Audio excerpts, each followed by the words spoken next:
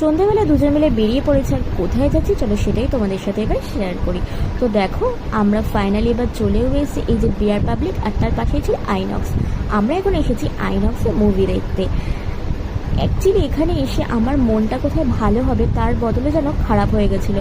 কারণ এই যে ফার্স্টে বিয়ার পাবলিকটা দেখতে পেলে, ওখানে না বিয়ের পরপর আমরা খুব আসতাম, আমাদের একটা গ্রুপ ছিল, সবাই মিলে খুব এনজয় করতাম। তো আমি ওকে সেটাই বলছিলাম, তুমি যখন ডিসাইড করলে এখানেই আসবে তো আগে কেন বললে না, তাহলে আমি একটু সবাইকে ইনফর্ম করতে পারতাম। কিন্তু জানি সেদিনকে করেও লাভ ছিল না, যেহেতু সানডে ছিল আর কারোর পক্ষেই সম্ভব ছিল না এখানে আসার। তো ও বললো যে ছাড়ো, যেহেতু কেউ নেই আর দুজন মিলে এখানে এনজয় করাও যাবে না, আজকের মতো মুভিটা এনজয় করো, নেক্সট দিন ভাবা যাবে।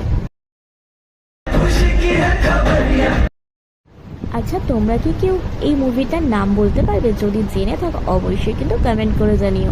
তো চলো নেক্সট ভিডিওতে বাকিটা শেয়ার করছি, এখনের মতো টাটা।